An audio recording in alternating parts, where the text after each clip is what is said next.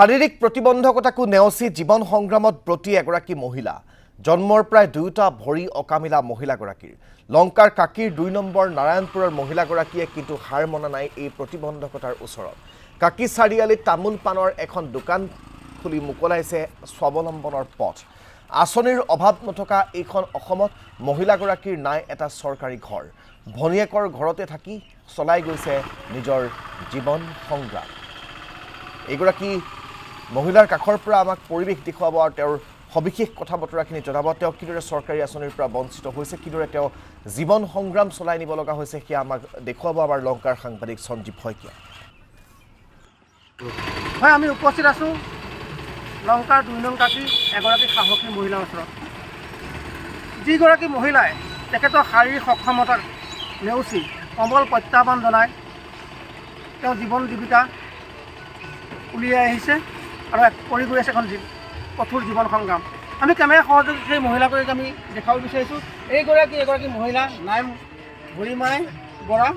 বয়স ৪৫ বছৰ এই মহিলাগৰাকী কিন্তু জন্মৰ পৰা ২টা ভৰি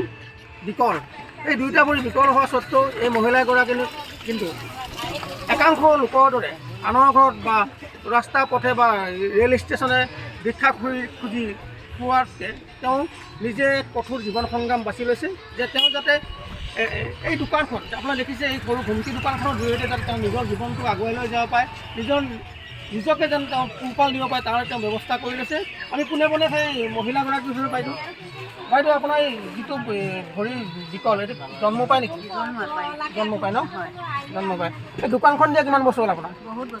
বহুত বছৰ হ'ল ন আপোনাৰ বয়স আপুনি চৰকাৰী সুবিধা কি পাইছে একো পোৱা নাই অৰুণোদয় পাইছে এইবাৰ সোমাইছে ইয়াৰ আগত আপুনি পোৱা নাই ন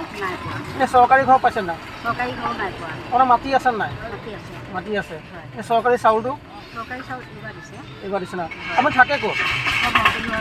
আপুনি ভণ্টিঘৰত থাকে ন এটা কথা ক'ব লাগিব যে বিকলাংগভাৱে যিসমূহ আঁচনি আছে আচলতে চৰকাৰে যিবিলাক আঁচনি উলিয়াইছে সেই আঁচনি কিবা আপুনি পাইছে নেকি বিকলাংগ প্ৰমাণপত্ৰখন আছে নাই আছে ন কোনো আঁচনি একো পোৱা নাই কি ক'ব চৰকাৰ কি আহ্বান জনাব চৰকাৰক আহ্বান জনাম যে আমাৰ নিচিনা মানুহবিলাকক অকণ সহায় কৰক বা চাওক যিকোনো এটা অনুদান বা সহায় সহযোগ কৰক আমি সেইটোৱে বিচাৰোঁ আৰু এটা কথা বাইদেউ আমি সুধিব লাগিব দেখিছোঁ আমি বিভিন্ন সময়ত আপোনাৰ নিচিনা শাৰীৰিক সক্ষমতা মানুহ ৰেল ষ্টেচন বা বাছ ষ্টেচন বা ক'ৰবাত ভিক্ষা খুচি খোজে সেইসকলে কি আহ্বান জনাব তেওঁলোকক মোৰ নিচিনাকৈ সাহসেৰে এখন কিবা এটা কৰি খাই থাকিব পৰাকৈ এখন সুবিধা কৰি দিয়ে মানে সেইটো বিচাৰোঁ যে তেওঁলোকে ৰাস্তাত পৰি বা বাগৰি জুগৰি থকাতকৈ তেওঁলোকে কিবা এটা সংস্থাপন দি তেওঁলোকক জীয়াই ৰখাকৈ মন বিচাৰোঁ হয় আমি আজি আন্তৰ্জাতিক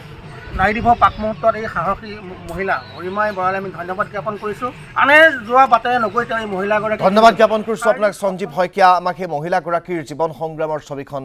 দাঙি ধৰাৰ বাবে